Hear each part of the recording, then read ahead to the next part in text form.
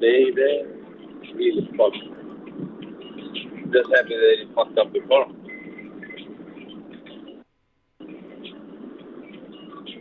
Yeah, that's the thing I'm thinking about. Yeah. That's the only reason why I was telling you to drive, bro. I mean, telling me to drive. I was just saying, like, bro, because of that ass. Yeah, bro. Like, I know that you have to just be safe when you're drunk, bro. You can't speed. You can't speed. So you're gonna know right away.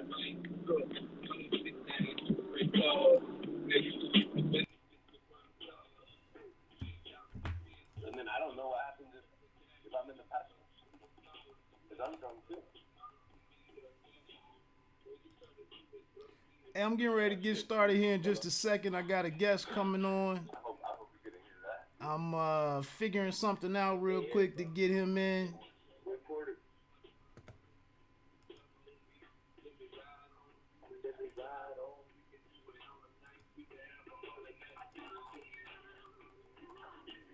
Hey, Ahmed, you there, man? Yeah, my brother. All right. We're live right now, man. All right, sounds good. Let's do it. So, hey, look for everybody. This is just a little. This is very a public rehearsal, pretty much.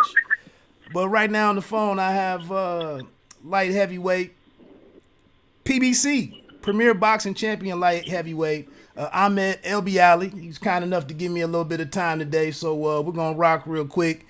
Get through a couple of a little bit of Q&A. If anybody does come on in and join us, you can feel free to ask some questions up there in the chat, and I'll get those out to Ahmed, and we'll go from there. Let me make sure my volume is right. Okay. Okay. Yeah, I hear it on my phone, so I'm good. So look, man. Thanks for your time tonight, man. What's going on with you right now? Everything's great, Woody. I'm just living life, man. Everything's good. We just fought, so it's back to camp and getting ready for the next one. Now, what was my dude's last name? Is it Simoes or Simos? I think it's Samoas. Samoas? Samoas, maybe. Yes. Yeah. Marlo Samoas. Second round TKO. I don't know, man. What'd you think about your performance? Uh, Bro, I loved. I cut off the ring, things like that. Bro, it didn't go enough time.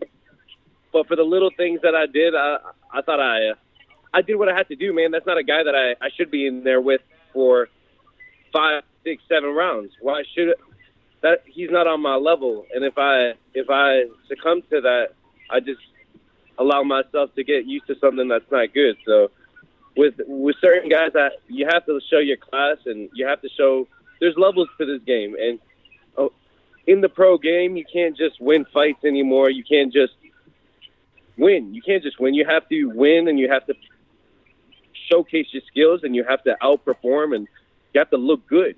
You want to show people you're a star. You want to show people you know how to move, you know how to punch, you know how to dip and dodge and duck.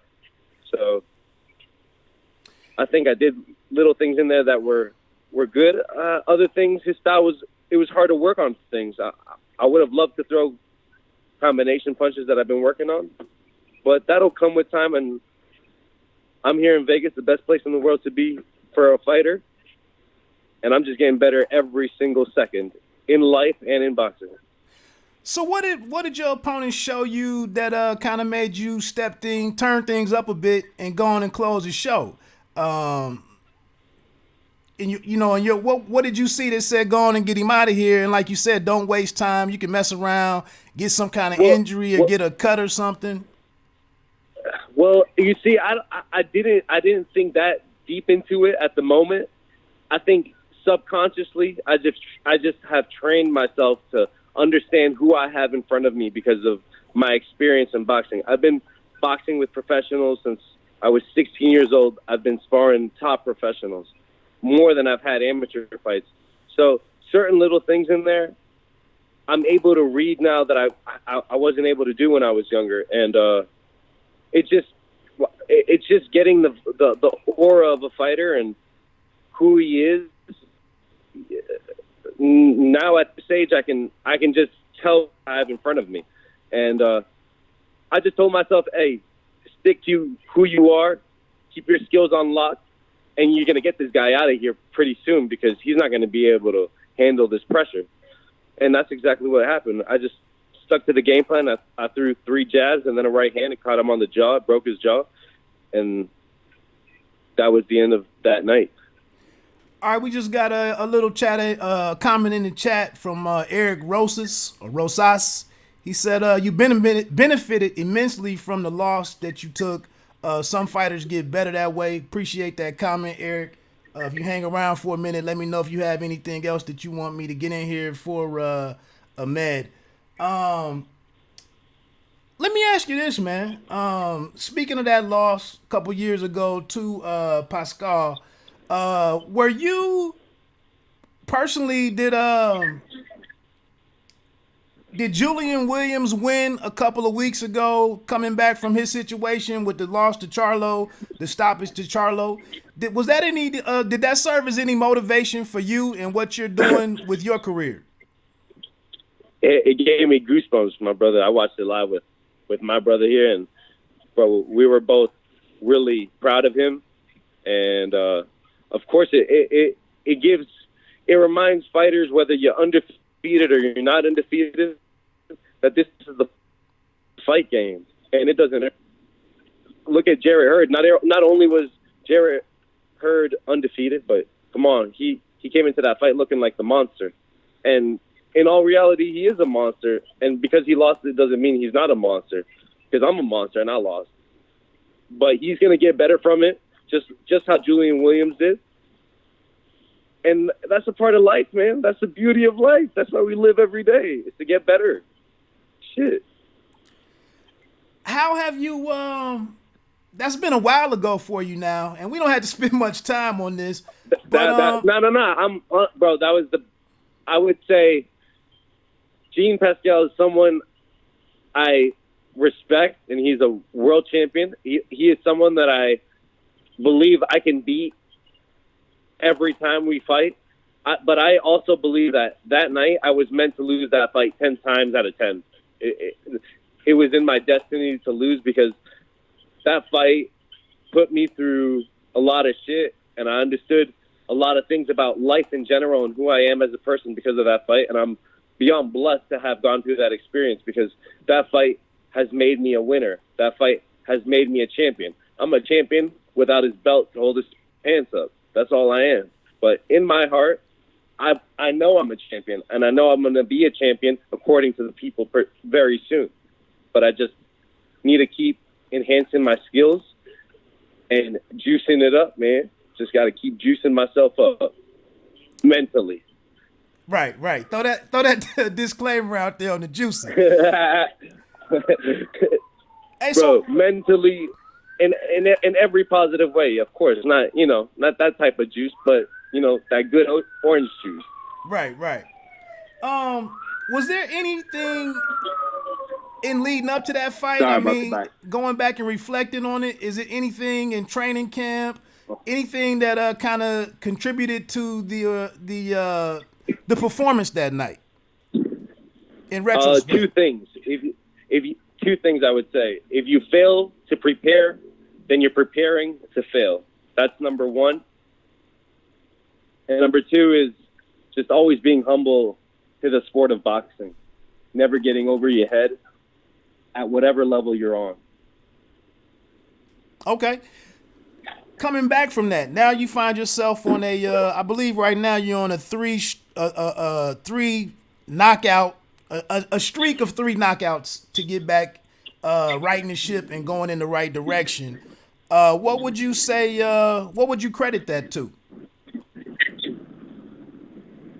I would credit that to, first off, myself, because I think I've realized in order for me to be a better fighter, I have to be a better person. And not better as in right and wrong and morally better, but I mean better as in spiritually, life-wise, more aware of life, just more aware of anything. That way I can just become a better athlete, friend, father, son, everything. So coming back to that, it's good, bro. What was the question? I was just saying, what's kind of been the driving factor behind this streak of 3 wins with all by way of stoppage? I think you gave one thing. Honestly, I haven't been trying to stop them ever since I lost to Pascal. I told myself it's not about stopping them, because I know I can't stop everybody. Because I think I'm starting to realize I hit pretty hard. I didn't realize that when I was younger, and I'm just realizing it's like, brother, you just got to relax and box and do what you do best, and do what I did in the amateur system, and just have fun out there, and instead of turning it into a whole ground and pound game. This is a very intelligent game, and boxing is a very serious game. So I just realized that I have to become a world champion, and in order to become a world champion, I got to a world champion. I have to live life being a world champion, eating like a world champion, sleeping like a world champion, training like a world champion, and just being a world champion. So that's the driving factor for myself right now. And you've had a change to a new trainer, or you've added somebody to the team and helps with preparation and everything. What's the addition of Justin Gamber? What is that? What's the results of that? Well, I met Justin when I was sparring Caleb for the Uskatagi fight. We sparred a lot for that fight, and they saw some things they were impressed with. Even Caleb did, and that for me was a great compliment. I knew of Caleb since I was a kid. Since I looked up to all these good amateurs when I was a kid, because I wasn't. The amateur system was difficult for me because I'm an Egyptian, not an American yet. I don't have an American citizenship, even though I was raised here my whole life. So I looked up to all these dudes, and I get to spar Caleb, and we're competing at a high level now. So it was beyond. It was a great blessing, and me and Justin clicked, man. He's a chill dude. I feel like we have a similar upbringing in life, and he calms me down. He has a really broad IQ for the sport of boxing. And life in general. And that's what I felt like I needed. I needed someone on my level, and he's someone that I feel that can even enhance my train of thought. Latours Harrison, one of my good buddies in kind of this podcast game and covering boxing, he just commented that you almost killed Alan Green, No Love and Happiness. Did you have any trepidation going into that fight, being that some of us thought Pascal was kind of at the end of the road? That situation occurred. Right. Then you're going in here against Alan Green, who's a guy who we've all written off. Was there any thoughts like this cannot happen again? Of course, man. I was tripping out, bro. I'm like, all right, you know how Nipsey says, don't. Fuck, what is it? Fuck. Don't let hard times humble you. Okay. Don't let hard times humble us. Okay. That's exactly what I was going through. I was just like, damn, I know how good I am. I'm competing with Caleb at this level. But then I go back home, I'm alone in my room, and I'm like, fuck, is this a repeat? Excuse my language. And but then I just kept telling myself, hell no, it's not a repeat. I'm a champ. I'm a champ. I'm a champ. I'm a champ. I'm a champ. And I believe that. And even leading up to, bro, I'm walking out to the ring. You know how Mike Tyson used to say he was shit-ass nervous? That's how I was, too. I was like, fuck, like, this better not be what's going to happen again. Because, also the whole me getting tired quickly comes into play. But, brother, if you look back at the fight, I didn't even sit down between rounds. Okay, I think I stood up for all 3 rounds. I think I remember that now. Yeah. So when you took control of that fight, and you have him hurt, and I didn't, I don't want to take away credit from myself, my brother, I don't like doing this because my managers don't like me saying things like this. But look, I need to fight better opposition, man. I know where I am in my career, and I know who I am as a fighter. I feel Alan Green was a top name. I do, and it's a fight that leaves me confused because it leaves me guessing, hey, what did I outperform this man this much, or was this man really below me? And I don't like second guessing myself. I love going into these fights because I put so much work in the gym and outside of the gym and in my life, and I sacrifice so much. I want to go into these fights, leaving them, whether I win by knockout, tough decision, split decision, majority decision, but as long as I get the job done, that's what fulfills my heart. So Okay. that's what I've learned from Alan Green, and I think he's a great fighter, man, but I don't know what to take from that fight. I did some things that I wasn't even happy with, too. I don't think I really did perfectly, but best wishes to him, bro. I hope he retires. Yeah, I mean, was it? That was just What a did weird. you think, my bro? That's a weird. He's a weird fighter to me, man, because it seemed like things were really rolling along great for him, and then all of a sudden, he just started doing a bunch of weird stuff in the ring during fights, and I'm like, what's wrong with this guy? Let's just say this: if I didn't knock him out the way I did 3 times in each round, I would have not been proud of myself. I would have been very depressed. I would have been like, fuck. Like, you know, where's the improvement? You know, but I don't even want to bring up thought like that because that doesn't exist for me no longer. For me, it's to the sky. God can put me on a mountain, and God will put me on a mountain. Inshallah. You just credited quite a few things that Justin's improved outside of the ring. The relationship is better. Mentally, you guys are on the same page. What's a detail or an addition to your game that he sharpened up in the ring? Balance, ring generalship, boxing IQ, just combination punching, and the balance.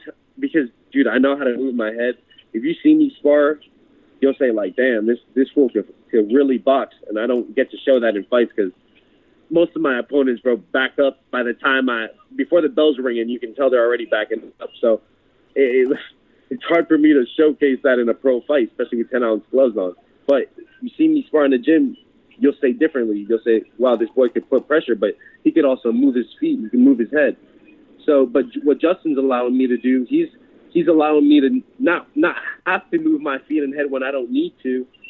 I mean, not move my feet when just overall increasing punching, increasing head movement with balance, giving better angles, and just being at position at all times to be ready to fire. I'm also winning. I'm winning rounds by not throwing punches, just by cutting off the ring, just by showing great ring generalship. And that in a 12-round pro fight is huge because eventually both guys start to look at each other for too long. So it really is who's moving their feet correctly, who's controlling the ring better. Just how Floyd won this fight. Except I'll be more offensive. So, you mentioned your Egyptian background and heritage and whatnot. What's that mean to you in terms of kind of being a trailblazer, for your community? My bro, like, imagine being born into a bloodline of pharaohs. I have a lot to live up to, my bro. So it's a lot of pressure, but I love the pressure, and I'm beyond blessed to be born with these abilities and powers that I have.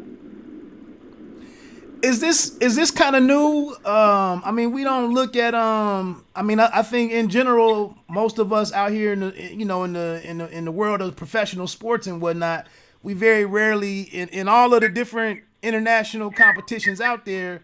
I'm not so sure we look at Egyptians as like a physical ethnic group, or we don't see you guys dominating and stuff. So do you think that's something that you have to go out here and establish with every opponent that I'm the real deal? Well, if you look at our Olympic weightlifting and our Olympic Greco-Roman, we have numerous gold medals, silver medals, and bronze medals. But that's not boxing. You're absolutely right. And that's exactly what I have to do. I have to come here and show people that I am a Egyptian Titan just trying to squish people. Gotcha. Fighters. Squish other fighters. But yeah, of course, I want to give my country a name. I want to give my country someone they can be proud of in the sport of boxing. We have many other names. We have Mohamed Salah in soccer. He's being number 1 or number 2 soccer player in the world right now, and I got to just start giving my name in boxing. Represent Miami, represent Egypt, the 2 best places in the world, and the 2 best places in the world raised me, man. What's the reception amongst coming back from Egypt or other other Egyptians in America? Are you gaining some traction there? What's going on for you in terms of building a following? I think people love it, bro. I think the world is becoming so beautifully open that we're finding uncommon to be beautiful. I think people find it nice.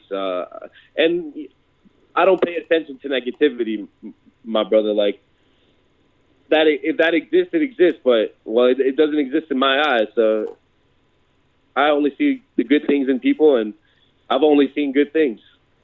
I love America. America raised me, and I'm not American, but God bless America. I love America, man. It gave me my physique.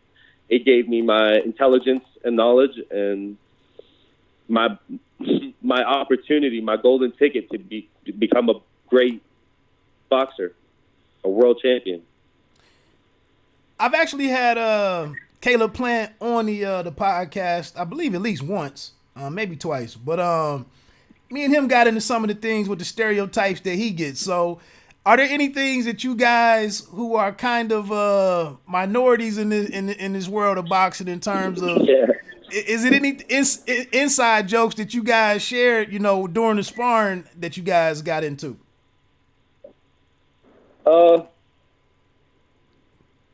We don't, I think Caleb definitely has a slick mouth, but he doesn't cross the line of race or anything like that ever. So that and honestly, most of my friends and fighters that I know don't cross the line of race, because in boxing we don't see color. We see fighters. We see talent. We even see the beauty in fighters that don't have talent, and that's the beauty of boxing. Yeah, and I just meant lighthearted stuff. When we talked, he kept it real and just said, What did he say? Oh, he just mentioned that, it was different jokes. I used to play basketball, and yeah, because Caleb's a white boy. With me, bro, I'm a mulatto, bro. I'm a mixto. Nobody knows what the hell what I am when they see me. Okay. So they're like, is he white? Is he mixed? Is he Spanish? And it's like, his name's Ahmed. He ain't Spanish. He doesn't look Arab. So what the hell is he? And I say, bro, I'm Egyptian. Now, I think that's what the line of our conversation was when we talked. We just mentioned that sometimes when some of these differences come up in the mainstream media and stuff, or out, in the public, it seems to get mishandled. But behind the scenes, all of us that really do all of this stuff and compete against one another, we kind of keep it funky with each other, and it's not a big deal. So it was just lighthearted stuff. But he said, it's different jokes that get cracked and everything, and they just move on with it. I think Caleb also had it harder in the amateur system, bro, because come on, he was like, that team he was on, and Caleb's straight up, Caleb's clear white. It's tougher for him in the boxing community, bro. But it's hard for me too, man. Like, I sound like come on, bro. I sound like Caleb, so it's hard for me too, man. I don't. You know how I said earlier, I don't look at negativity, bro. From where I'm from, bro, in Egypt, we don't have color, bro. We don't bubble in where we're from, bro. My brother, we're all the same things.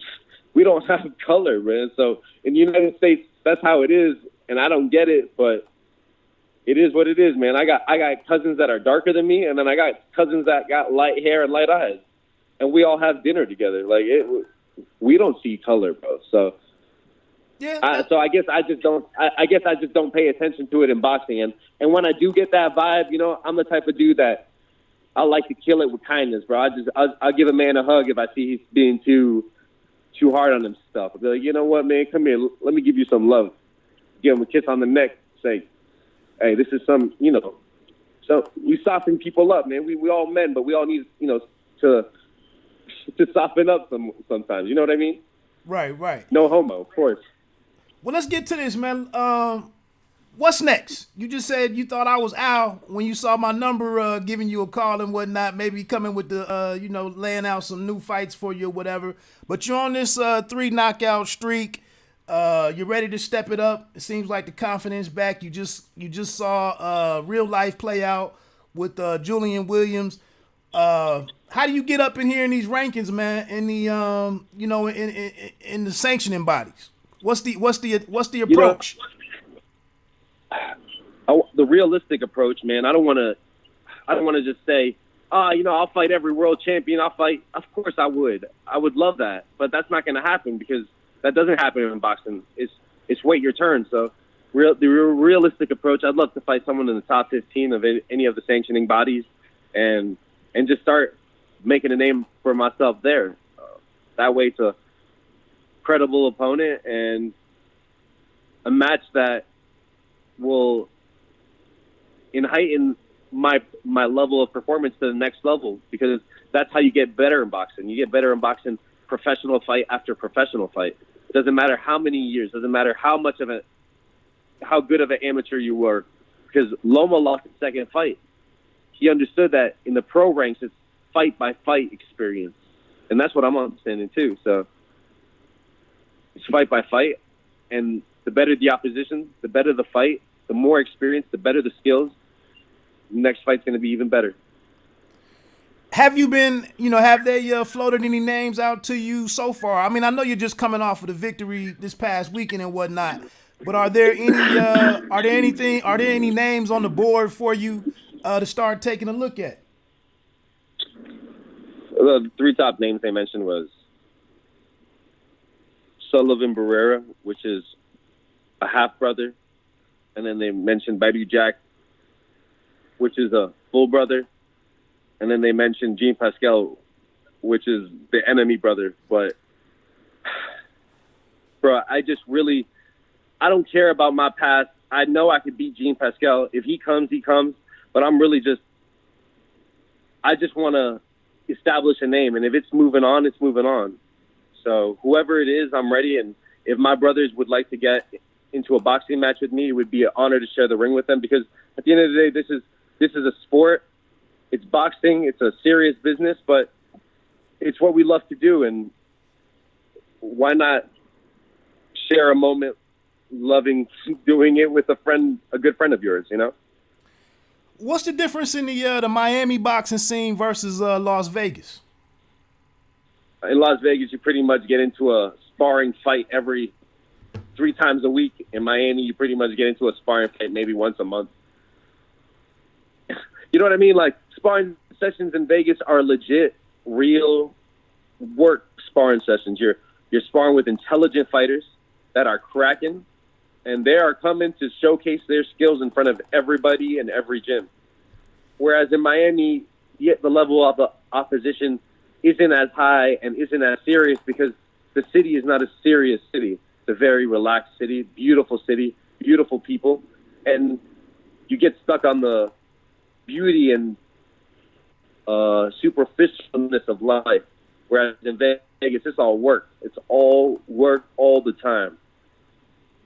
I'm right here. We're cruising. We're chilling. It's our day off, but we're still all we talk about is boxing. And if it's not boxing, how we can be better outside of boxing. And if it's not better outside of boxing, it's like, yo, how do we hook up our social media so we can be good, famous Insta boxers, bro? So it's all boxing. Everything in life is boxing. Who are Even if we're doing something bad and we're getting lit up, we're talking about boxing while we're getting lit up. Who's somebody behind the scenes that you're seeing on the circuit that's impressing you? Somebody that's whipping ass behind the scenes, and you would expect to start making some noise, on TV or just start rising up the rankings. Is there anybody that's really catching your eye? I have to say it's probably Rolando Romero because he's my homie, Rollies. And I got an up-and-coming brother with me, Robin Safar. He's trying to make a name in the United States. Light heavyweight. Okay. All of the champions, man, you right now find yourself in a precarious situation. You find yourself in an odd situation because where you're trying to go, most of those guys are operating over on ESPN, I believe, right now. And we know the divisions out here right now, that's the barriers that are hindering progress and whatnot.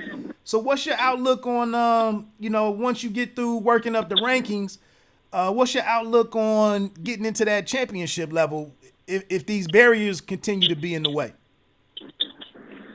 I feel like eventually, things like that are inevitable. If I'm doing my job the way I should do it exactly, not necessarily knocking people out, but let's say demonstrating my skills properly and what God gave me, I see it as impossible and inevitable to ever deny an athlete like that because he's doing what he has to do. The community itself is going to demand it. It's going to be an uproar, an uprising. They're going to say, hey, we got to see this brother fight for the title. You understand what I mean? Yeah. I just believe that everything is always in my hands. I can't live life believing it's in a promoter's hands. That's not true. If I do my part correctly, it's in my hands. It's all in my hands. Who's the weak link up there in your opinion? Who do I think? Who's the weak link? I'm sorry? Who's the weakest link in your opinion? I honestly, there is no weak link. At this weight class, and I would say the top 8 to 10 fighters, there's no weak link. We're not fighting based off of lack of power, skills, speed anymore. Everybody there has the power. Everybody there has the skill. Everybody there has the speed. At that point, I think it's boxing IQ, timing, and certain things you just can't describe being outside of the ring. Any thoughts Do you understand what I'm saying? Yeah. Any thoughts on Gilberto Ramirez making his way into the division and already being inserted up at the top in the WBO? What's the reaction? I think he's a great fighter. Probably very difficult to fight because he's a southpaw. But I got to say, he does fight like a short man. He doesn't use his height, and that's something to be very tested for at light heavyweight. I got a brother. He's a world champion, Mexican background. Probably has a shit ton of fights, sparring sessions, more than I've ever had. But he's dealing with a whole different breed of men, and I would love to welcome him, and that would be a great opportunistic fight because that's a fight that establishes you. Doesn't matter what happens. He's a world champion. I'd love to have that name under my belt.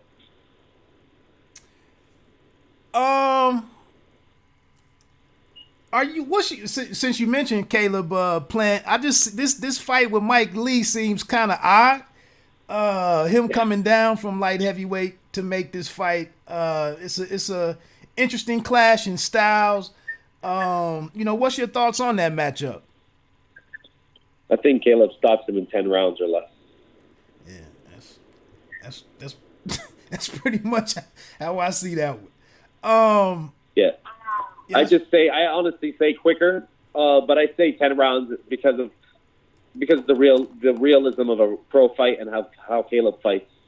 Maybe even 12 rounds or less, but I definitely see Mike Lee getting stopped. How tuned in are you into this weekend's fight? The action over on DAZN with Anthony Joshua making his U.S. debut, and then against Andy Ruiz. Right now, we've had a good stretch, a good run for underdogs. Chris Pearson jumped up and kind of came back, pulled himself together against the Yamaguchi cat last month. We've already talked about Julian Williams. Oh, yeah? Chris Pearson won that fight? Yeah. Wow, good for him. Really, really, really pulled himself back up. Exactly. That's a huge win. Exactly. Shit. He's pretty much undefeated again. Exactly. Playing with house money a little bit. But yeah. So do you give Ruiz any shot this weekend?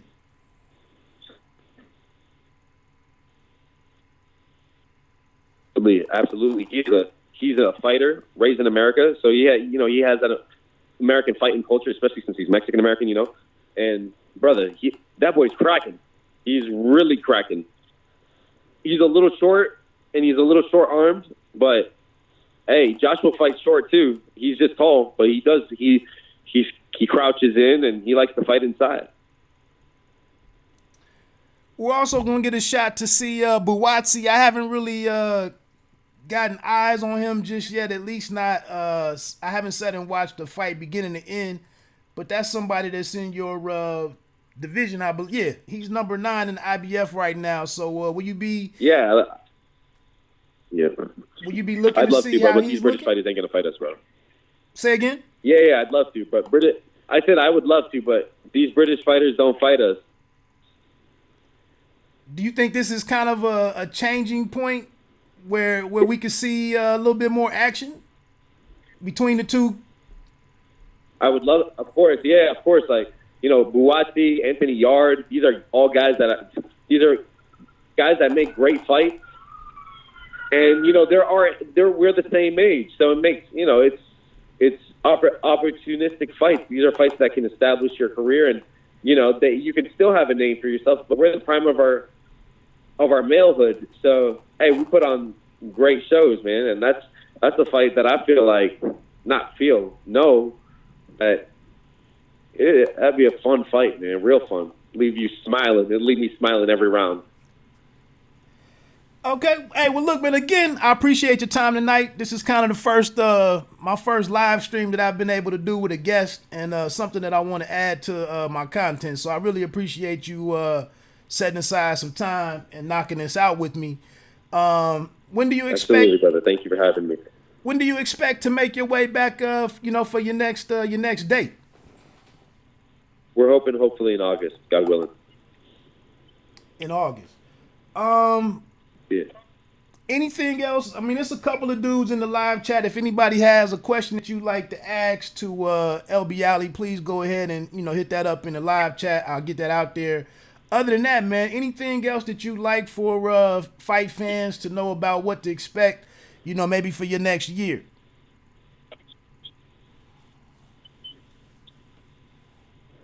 Slick head movement, punch combinations, great balance, and just an overall better Ahmed Elbiali, God willing. Got you. Hey, man, you mentioned, spending time, hailing from Miami, a big party town, a lot of, one of the storied nightlifes that we're aware of. Obviously, now you're in Las Vegas. What's some things that you do away from the game, man? What's some interests outside of the sport? Brother, I live my life fighting, bro. I live my life boxing and training, and even when I go out, I make sure that the next day I'm back in the gym, whether there's sleep or no sleep. my life is being an athlete until the day I die. And other than that, I love doing everything, bro. I love doing everything, man. We have a good time out here in Vegas. You got to come out. I'm working on that. Hey, what's your relationship Yeah, with man. What's your relationship with Al? I mean, we hear a lot about this advisor role. After the Julian Williams win, he spoke, glowingly about Al and the impact of on his life, and financially, how that relationship has benefited him. You're a guy that's kind of not at the forefront of the situation right now. But what's the relationship, from your perspective? My relationship with Al is just on. It's above the surface still. I've only spoken to him once, and that's all on me. Once I establish my name and do my job. Remember, I lost the fight, man. I lost the fight that was supposed to get me to that next level. So that's all on me. I just got to go out there and look for another opportunity and take every opportunity that comes my way. That way I can prove myself to the big guys up top. LaTorres Harrison in the chat said that who is your favorite current fighter to watch and a fighter from the past? I was just telling my friend this. I think, honestly, my favorite current fighter right now to watch is Gervonta Davis, man. I think he – look, I love punching people hard, and I think that boy can really punch hard, and I love how he punches. His feet's well placed to the ground, and he uses every amount of force he can. Favorite all-time fighter would be probably Roberto Duran, Marvin Hagler. I like boxer, puncher, brawlers, bro. I'm a fighter, bro. What got you into this sport, man? I mean, I guess we should have started there like 40 minutes ago, but what got you into boxing? Bro, for some reason, I like hitting my head. I used to play ice hockey. That was my first sport, and I was known as the team cracker, bro. It's like I was the dude that would get them out of there. Once the ice arena closed down, I had no one to take me to the other one, so I turned to American football. That was the closest thing to cracking someone. And then one day after school, I ain't gonna lie, I got my ass beat by this kid, and he was a boxer. But I think I was 12 years old. He was older than me, but he smoked me bad with 3 jabs in the right hand. Bam, bam, bam. I didn't fall down to anything. But ever since that day, I walked home and I'm like, I got to do this shit. And for my 16th birthday, my mom took me to a boxing gym. I was getting into typical beach boy trouble, and it just changed my life, man. I hit the bag, and I just wanted to be like Mike Tyson. Not knowing who the hell Mike Tyson was, man. I got my butt kicked. I got my nose broken. I got my ribs broken. I got concussions. I got it all, and I love the game. It challenged me, and that's what I love most in life, man, are challenges. I'm sick.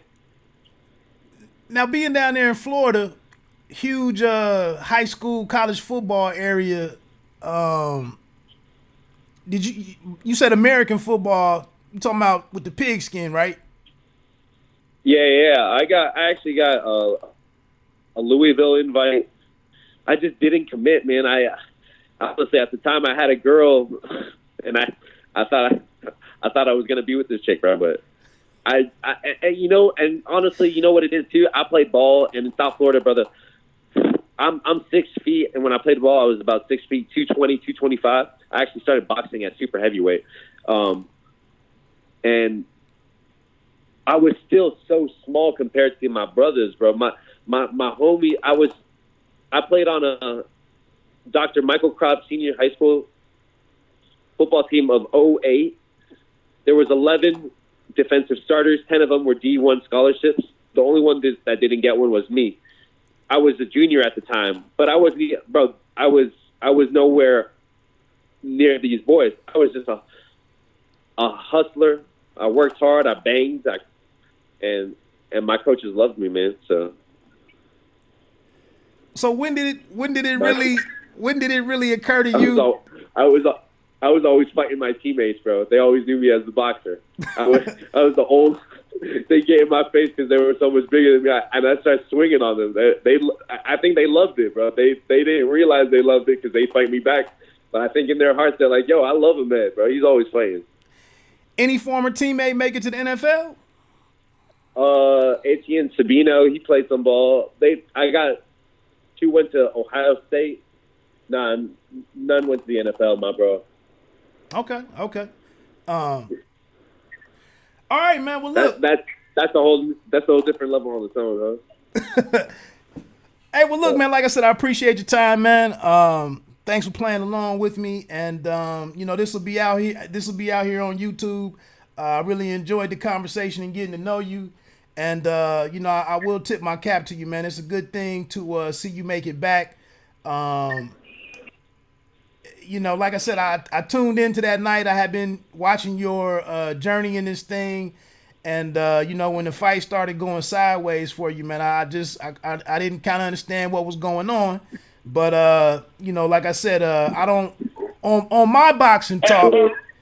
I don't really focus, like you said. I don't focus on that negative, man. I mean, there's setbacks in life, and so it's great that a guy like Floyd Mayweather can go through and have all the success he had and never be stopped and maybe, never be knocked down. But that's just not going to be the case for, 99% of the guys that do this thing. So I'm always interested in what's next.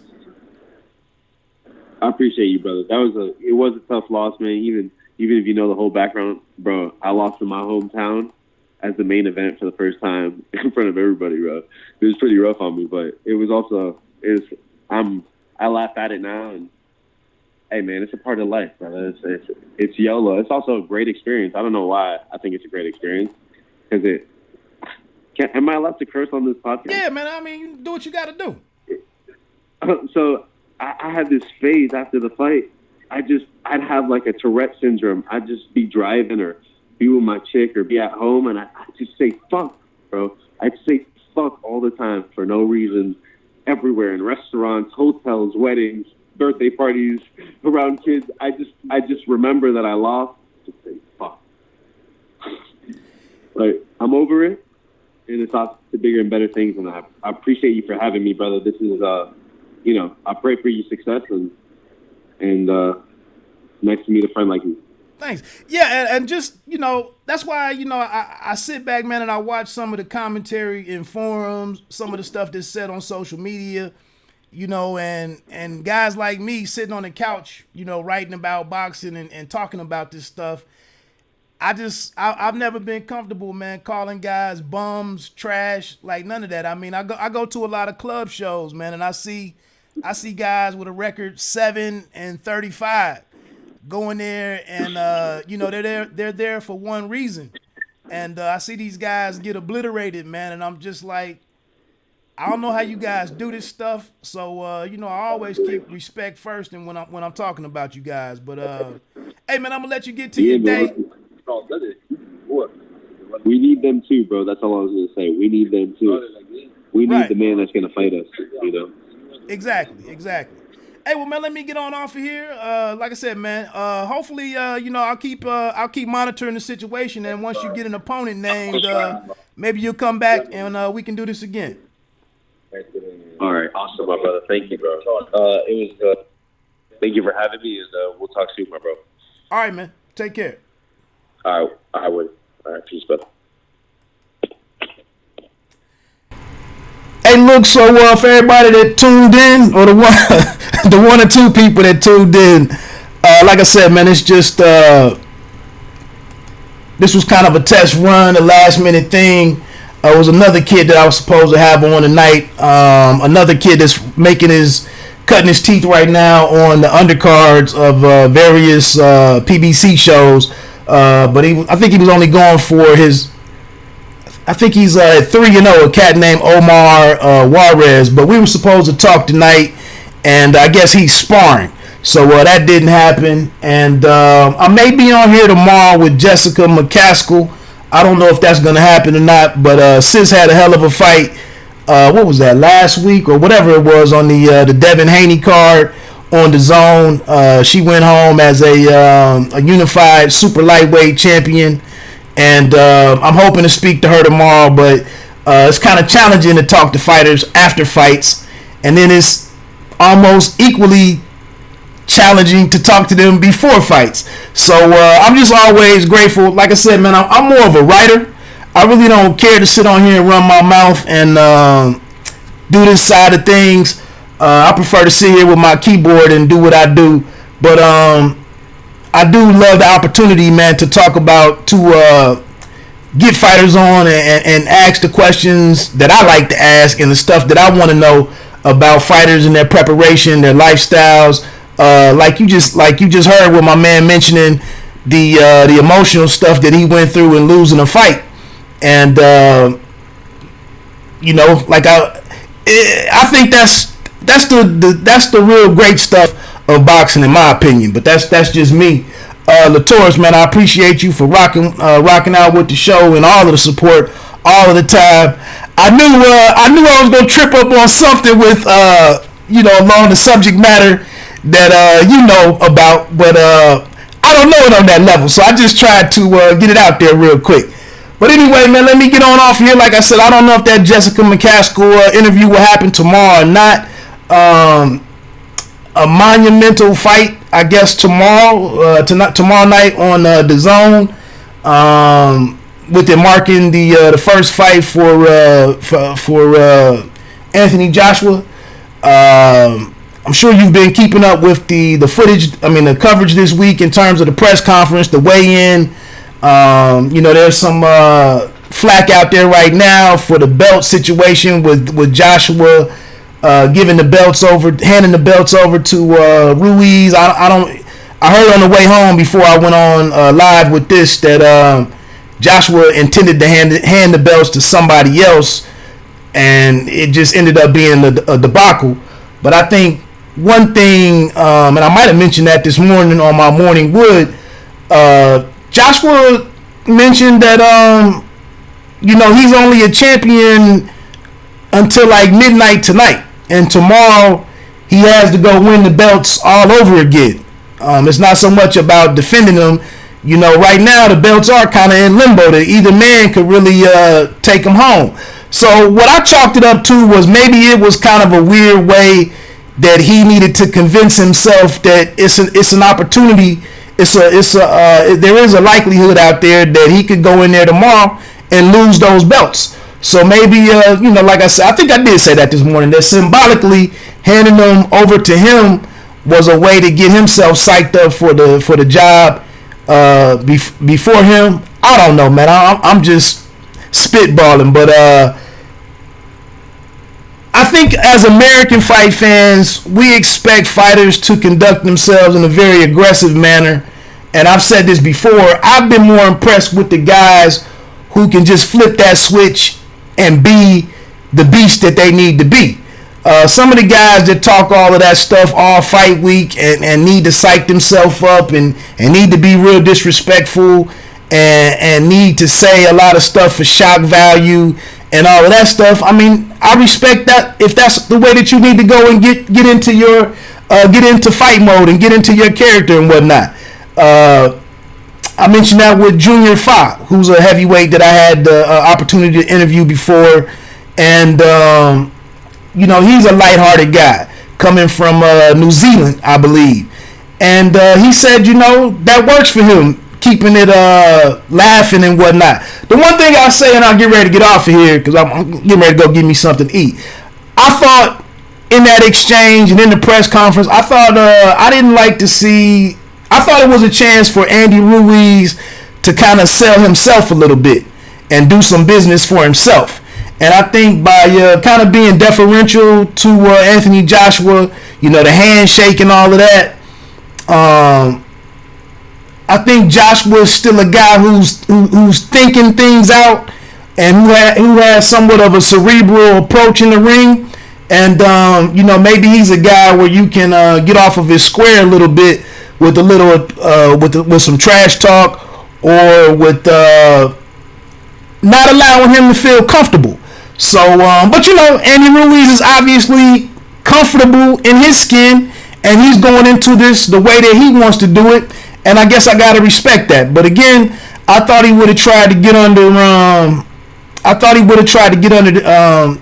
Joshua's skin a little bit and mix it up a little bit, get some other things on Josh. And that's another thing, for Wilder to come out and mention the fights that he has lined up and do what he's doing for his business this week. I thought that took the pressure off of that took one type of pressure off of Joshua a little bit. And I would have thought that maybe Ruiz would have tried to sow some seeds and get it and start working his own thing. So I don't know. It is what it is. That's just my thoughts on it. Again, thanks for everybody that presses play on this. I'll be working on getting some other fighters lined up, and that's kind of what I'm aiming towards on the weekend when I get to be me and do my thing. Like I said, I like to get a couple guys in here and talk some boxing and not just be on here spouting off with my opinion about everything. Let some of these guys fill in the gaps, fill in the blanks of what we don't know and what we don't see. So again, I appreciate it, man. Like I always say, man, you don't have to be great to start, but you have to start to be great.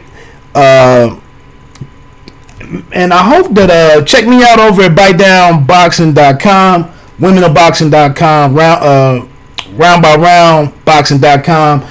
Hopefully by now the Anthony Joshua, Andy Ruiz prediction pieces up there at Round by Round Boxing. Myself along with the staff over there and the editor-in-chief Alex Burgos. We do breakdowns or prediction articles. A group article where 6 or 7 of us, maybe 8 guys, give their breakdowns and their predictions on that. So that's out there. Man, let me go eat, man. Have a great weekend. If you do have the zone, or however you if you're sitting this one out tomorrow, I guess the PBC card is out there. Whatever you like right now. Who said that? T.I., I think. Whatever you like is out there. Hopefully you're going out there and finding that and filling up, your weekends, making them memorable for yourself. Let me get on out of here.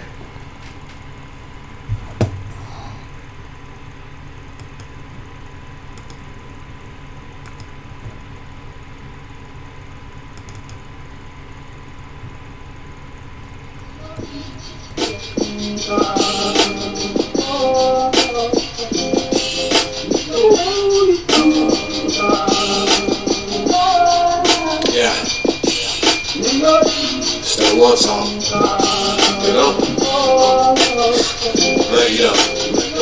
Hey. Didn't have a pot to piss and now my pot is pissing. From berries to carrots like a plot from Disney. Come on, man, you gotta give me credit. I bet if you're listening, I definitely got your interest. This ain't no hobby, no lobby, won't find this flow on Pinterest.